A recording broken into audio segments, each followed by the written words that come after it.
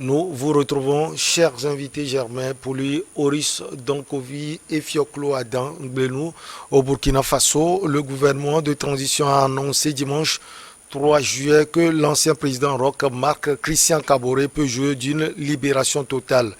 Dès la publication du communiqué du gouvernement, ses proches et partisans se sont rendus à son domicile. Germain Pouli, est-ce que c'est vérifié? Parce que déjà dans la matinée, certains disent qu'il n'est pas encore totalement libre, d'autres disent le contraire. C'est fait puisque cela fait partie des conditions de la CEDEAO. Je pense que les autorités de la transition au Burkina veulent donner une chance donc, à cette période-là d'aboutir, surtout que depuis le coup d'État n'ont pas tellement brillé en termes d'avancée par rapport au problème qui a amené l'armée à évincer le président.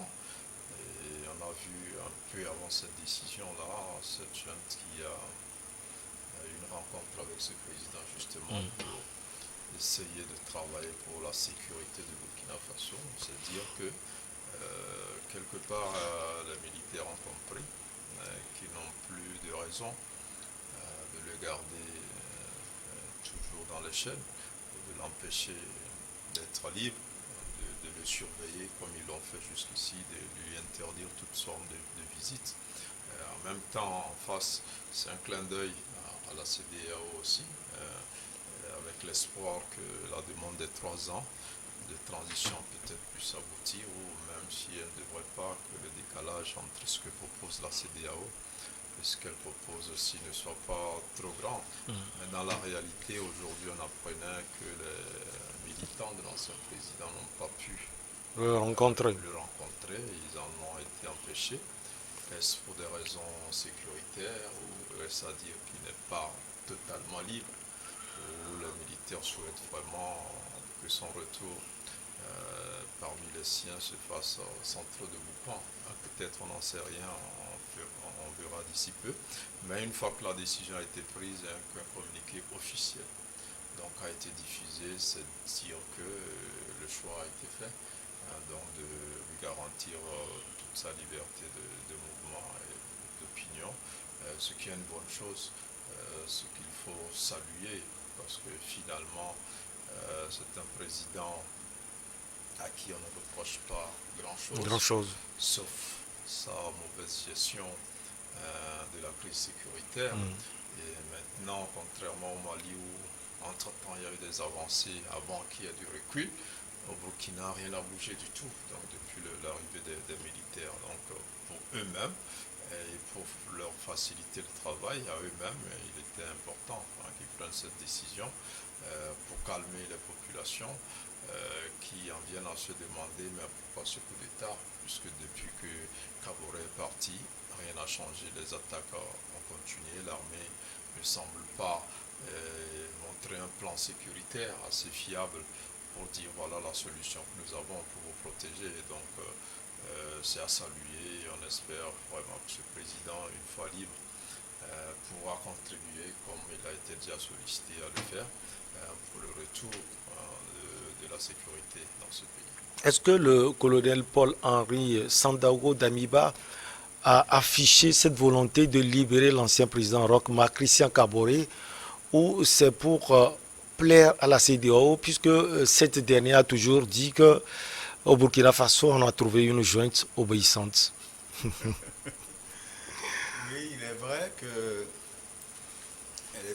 l'émissaire de la CEDEAO est en odeur de sainteté avec la junte, parce que d'après les informations à ma possession, tout se passe bien.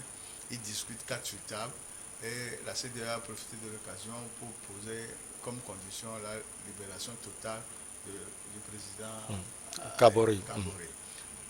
Pire encore, le président Kaboré a été évincé en janvier et 6 mois après, la situation sur le terrain au Burkina ne fait que s'empirer. Ouais, comme Germain l'a dit. Il ne fait que s'empirer. Donc, le militaire qui a fait le coup d'État n'arrive pas à faire mieux que le président déchu.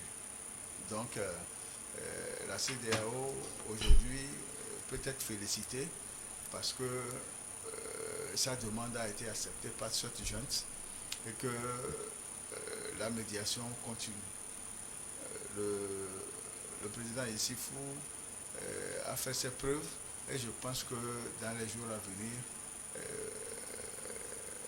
le président de la junte va revoir sa copie. Parce que, comme en Guinée, il y a eu des arrestations et des nominations au poste de responsabilité, mais ça ne change rien. Ça ne change rien. Nous sommes dans une situation difficile en ce sens que ces bandits ou djihadistes en question sont de la population. C'est terroriste parce qu'il y a quelqu'un qui est venu dire que le djihadisme, même, c'est un combat noble. Bon, c'est un musulman en tout cas. Population et ils ont des informateurs qui leur donnent des positions de l'armée et c'est quand l'armée quitte le milieu qu'ils viennent attaquer. Quand ils ont formé les groupes de contrôle et de combat dans les localités, ils viennent, ils tuent tout cela. Ce qui veut dire que la relation qui doit exister entre la population et l'armée n'existe pas. C'est pourquoi moi je dis toujours que avant qu'une armée ne réussisse sa mission, il faut une franche et sincère collaboration avec la population du milieu. Quand l'histoire de Boko Haram a commencé au Nigeria, l'armée nigérienne a commencé par mater les populations de ces zones. Voilà qui sont, etc. Et c'est pourquoi les Occidentaux ont refusé de leur apporter l'aide logistique et technique. Et surtout les Américains. Ils doivent faire des percées au niveau des renseignements humains avant de savoir qui est qui. Mater la population civile en les confondant avec les terroristes qui ne sont pas d'accord. Tel est le cas aujourd'hui au Burkina Faso. Même au Mali, ça s'est passé la dernière fois, on a tué des gens. L'armée a fait des bêtises au niveau de Moura et la commission d'enquête qui devait être mise en place, on a refusé de la mettre en place. Au Burkina aujourd'hui, M. Kaboré a recouvré la liberté, merci à la junte et à la CEDEAO, mais le problème ne s'arrête pas là. Le problème ne s'arrête pas là. La population aussi a fait le point d'interrogation parce que le résultat qu'il attendait pendant les 6 mois, le résultat n'est jamais arrivé. Leurs frères, sœurs et autres sont chaque jour tués. Alors, Oris Donkovi, quel rôle l'ancien président de la République du Burkina peut véritablement jouer? Il faut noter qu'il y a de cela 2 semaines, si je ne me trompe pas, il a été reçu par l'actuel président d'Amiba pour discuter des questions sécuritaires. Ben, le rôle, c'est, comment dirais-je, afficher auprès des populations burkinabées une image d'apaisement. Parce que le problème, est-ce que vous renversez un homme, effectivement, qui est controversé parce qu'il est, mettons que, parce que après, si vous voulez, en fonction des défis, généralement, les populations choisissent un homme du moment qui peut les relever. Donc, si vous voulez, dans l'histoire, vous allez avoir, par exemple, un général de Gaulle, je donne un exemple, qui a été applaudi pour sa politique de défense du leadership français mondialement, mais qui a été très conspué. Bon, De Gaulle, il a été chassé par la population. Je ne sais pas si vous voyez un peu. Si effectivement il est le leader, c'est lui qui a libéré la France, la résistance et ainsi de suite, c'est quand même les populations qui à un moment le mettent dehors parce qu'en termes de gestion du pays, il est controversé. Donc quand vous prenez quelqu'un comme Kaboré, si en termes de gestion du pays, il peut être adulé par certains, quand il s'agit par exemple de défendre militairement le pays et d'organiser les troupes et ainsi, ça a été beaucoup plus controversé. Maintenant, après, on a un coup d'État. On a l'émergence d'un homme qu'on ne connaissait pas bien, qui apparemment a un leadership assez douteux, en tout cas un leadership qui n'est pas empreint de, comment dirais-je, d'un certain type de vision. Il faut qu'on reconnaisse, Damiba, ce n'est pas Goïta, ce n'est pas un Kagame, ce n'est pas... voilà, on a des hommes militaires qui parfois sont dotés quand même d'une projection, d'une vision, d'une certaine perception de l'État et de la gestion de l'État. Ce n'est absolument pas ça. Et ce pourquoi justement il a renversé le président Kaboré, ben, on ne le voit pas. Donc forcément au niveau de la quand vous regardez les tabloïds burkinabés, vous regardez les réseaux sociaux, vous voyez comment les gens interviennent, on sent que petit à petit les gens commencent à être quand même agacés de ce nouveau pouvoir burkinabé qui ne donne pas de résultats satisfaisants. S'il donnait des résultats satisfaisants, nous n'aurions pas au niveau de la frontière togolaise ou de la frontière béninoise les attaques que nous avons maintenant. Donc forcément, libérer quelqu'un comme Kaboré, c'est quand même mettre, à mon sens, de l'eau dans son vin, être beaucoup plus flexible face à la classe politique burkinabé, et puis c'est quand même d'une certaine manière fédérer les informations, fédérer les énergies. Parce que quand on a un problème sécuritaire comme ça, est-ce que il faut se mettre une contestation pro-Kaboré au niveau du pays? Si vous remarquez bien au niveau du président Daniba, alors la société civile, les mouvements citoyens qui avaient évincé, comment dirais-je, le président Compaoré à l'époque, n'ont pas soutenu Damiba avec, sont restés beaucoup plus sur la réserve. Donc, vous parlait du ballet citoyen et autres. Ouais. Donc vous avez remarqué qu'on était beaucoup plus dans l'observation de ce que ce monsieur qu'on ne connaît pas ferait de la politique burkinabé et surtout ferait des comment dirais-je, de ses prétentions à régler le problème sécuritaire au Burkina. Et on voit que ça ne marche pas. On voit que même dans le leadership au niveau du pays, ça ne marche pas. Donc forcément, à un moment, ben, il faut donner des gages de, comment dirais-je, des gages d'apaisement, pour ne pas se retrouver sur deux fronts où on a un front politique dans son propre pays et un front sécuritaire qu'il faut aller gérer. Maintenant, pour revenir à... Parce que, comment dirais-je, le problème aussi de la sous-région, et je pense que c'est le problème aussi des chefs d'État quand on voit la CEDEAO qui intervient et tout ça, c'est que, je répète, ça m'étonnerait vraiment qu'il y ait au sein de nos États respectifs des présidents qui souhaitent de leur vœu que se renforce la présence néocoloniale, qu'elle soit française, américaine, européenne, russe. Personne n'a envie qu'elle se renforce. Là, tant qu'elle peut se négocier comme cela se passe avec le Mali et la Russie, la Centrafrique et la Russie, et ainsi de suite, ça va. Mais quand par exemple vous vous retrouvez avec, moi je cite toujours, c'est dans l'interview où on retrouve le chef d'État nigérian, M. Bazoum, avec des journalistes européens, ben, il le dit lui-même, ça ne sort pas de la bouche de quelqu'un d'autre. Un certain nombre de décisions, ce n'est pas lui qui les prend.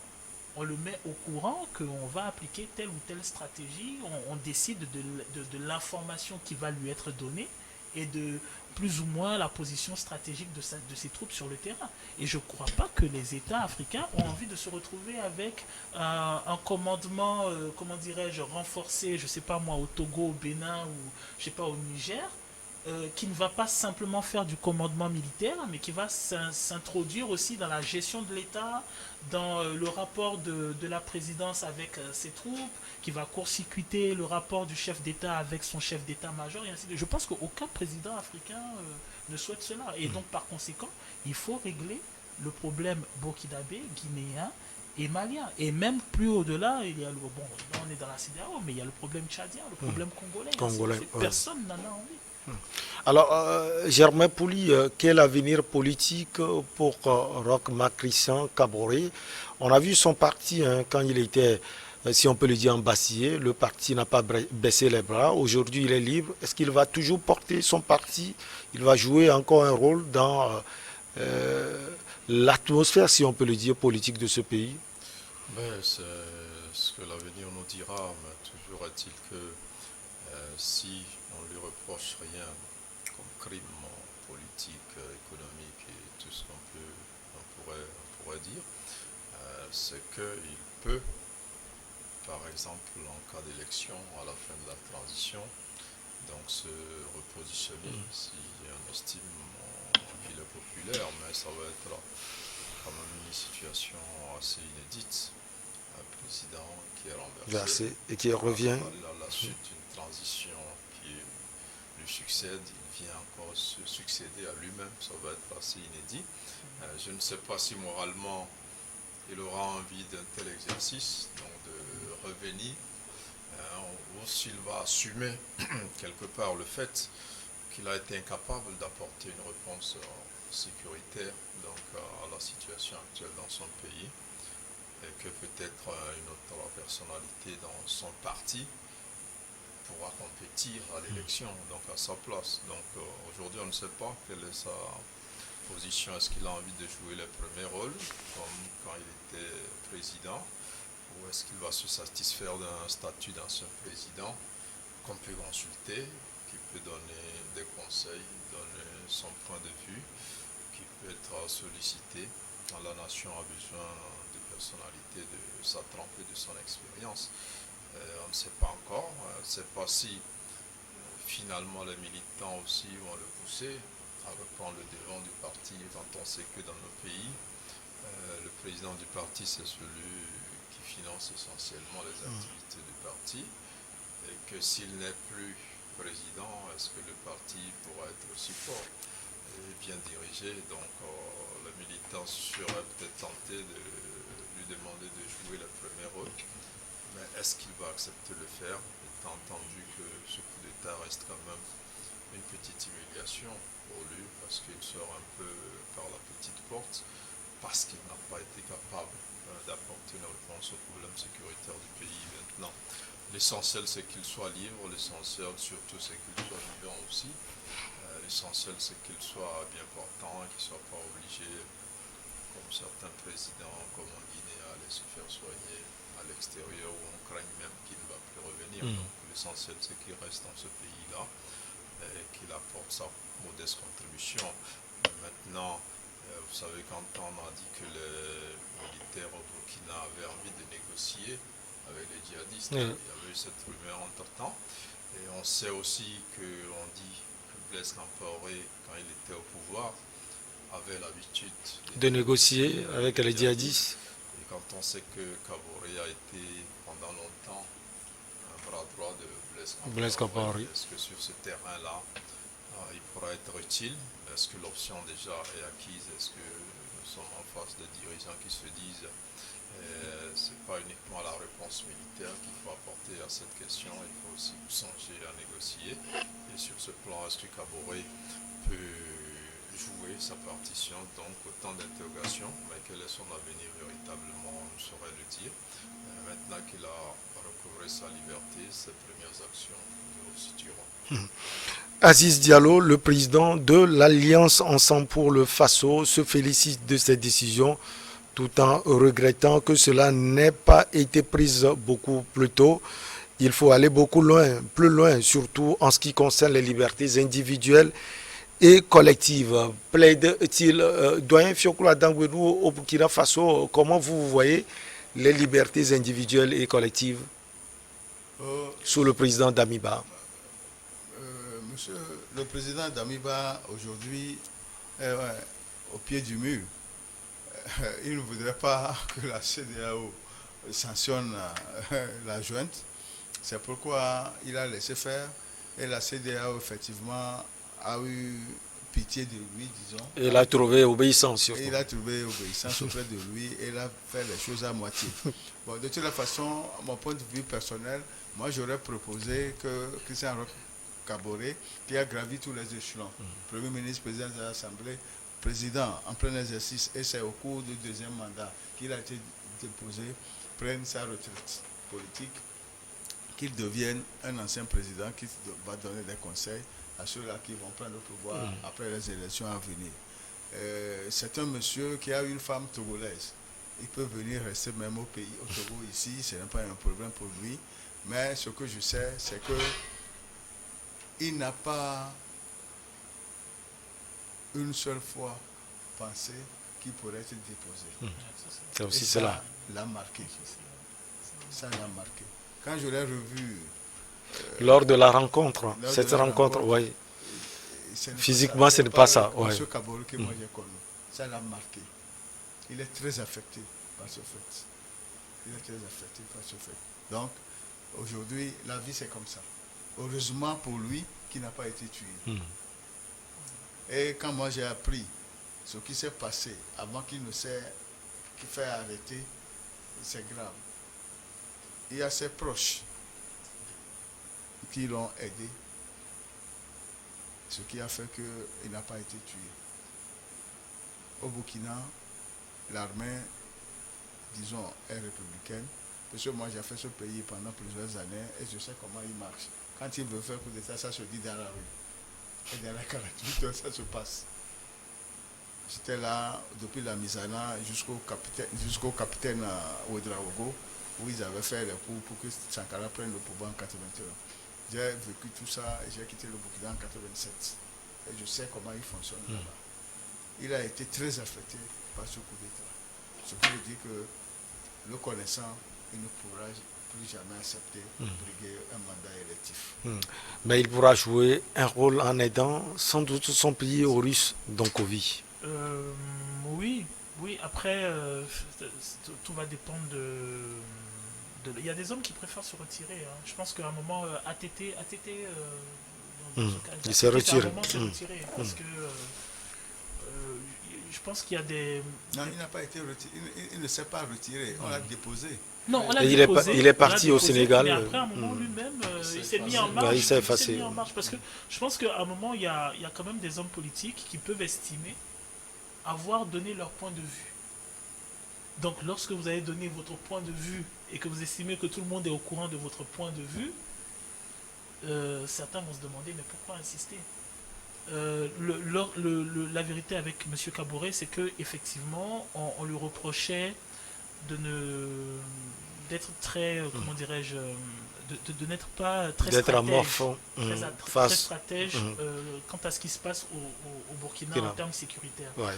Mais après, sans vouloir forcément le défendre, il faut reconnaître que nos États africains, en termes d'armée, en termes de renseignement, en termes de comment dirais-je, d'équipement, sont très dépendants. C'est ça aussi. C'est-à-dire il y a une différence entre le fait de vouloir et le fait de pouvoir. Et je n'ai pas la sensation, lorsque je vois la présidence de M. Kaboré, que ça ait été quelqu'un qui fut très estimé de, comment dirais-je, de certains pays, notamment occidentaux et ainsi de suite. Ce n'est pas le préféré. La France par exemple. Oui, la France par exemple. C'est-à-dire, M. Kaboré pour moi, ce n'est pas Alassane Ouattara par exemple. Ce n'est pas Bazoum Sall par exemple, où on sent qu'il y a beaucoup plus de flexibilité dans les rapports. Lorsqu'on prend par exemple, c'est anecdotique peut-être, mais lorsqu'on prend par exemple l'intervention d'Emmanuel Macron à l'université de Ouaga, je pense que quand on est fin et qu'on observe le discours, la posture et ainsi de suite, on sent que ce n'est pas l'homme qui est très fortement appuyé, très fortement en outre de sainteté au niveau de... Voilà. On sait qu'en Afrique, lorsqu'il y a ces présomptions de coup d'État, certaines obédiences, en tout cas les pays occidentaux qui sont très liés à leurs anciennes colonies, sont très souvent très renseignés. Et après, on a vu comment on a évacué Blaise Compaoré lors de son coup d'État. Côte d'Ivoire. On dit même que cela a été négocié. On remarquera que pour M. Kaboré, cela s'est passé différemment. Donc il peut avoir la volonté d'un homme de défendre son pays. On l'a vu par des choses très simples, ne serait-ce qu'en matière culturelle. Quand il fait son soft power avec le Faso d'Anfani, quand il essaie de mettre certaines... comment dirais-je, certaines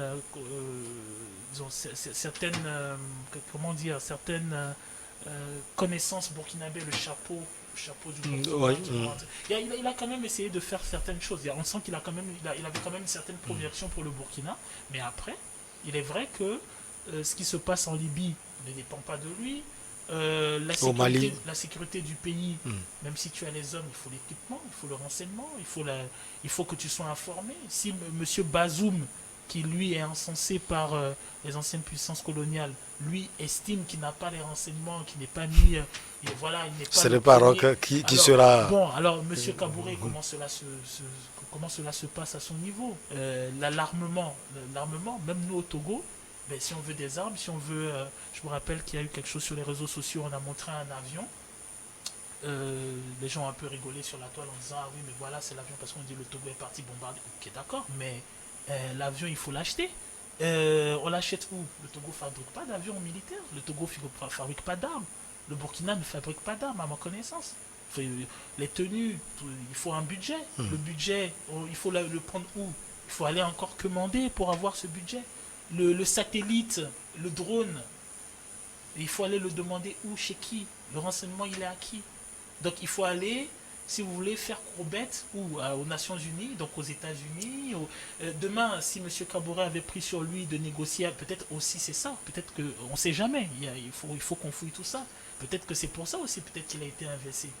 Si M. Kabouré prenait la décision de faire des négociations avec la Russie, ça ferait puisqu'on a senti cela à un moment donné. Ça ferait 2 pays de trop. Ouais. Et on voit que M. Damiba, radicalement, on sent qu'il n'est pas dans la démarche. Donc il y a beaucoup de choses sur ce tome-là. Je pense que si on a la chance, parce que ça aussi c'est quelque chose sur lequel je trouve qu'il est important de statuer, c'est la capacité pour nos anciens chefs d'État, nos anciennes personnalités politiques de déposer des mémoires. On n'en parle pas beaucoup. Mais par exemple, nous au Togo, le fait de ne pas peut-être avoir les mémoires d'un Jules Christ Olympio, les mémoires même d'un Eya Dema, les mémoires de tout tel, je sais pas moi, de Bruniski, voilà, Edem Kodjo. C'est quelque chose de très important. C'est quelque chose de très important. J'espère qu'on pourra avoir les mémoires d'un Christian Kabouré, comme on aurait dû avoir les mémoires d'un Thomas Sankara ou les mémoires d'un ATT. C'est important, c'est pas pour les autres, c'est pour nous, c'est pour qu'on puisse au sein des universités étudier les stratégies militaires, politiques, économiques qui nous permettent de ne pas recommencer les mêmes erreurs que l'on a fait dans le passé. Allez, on marque la pause pour le journal. On vous retrouve, chers amis câblés, on vous retrouve également, chers invités, pour la suite de l'émission Regard croisé.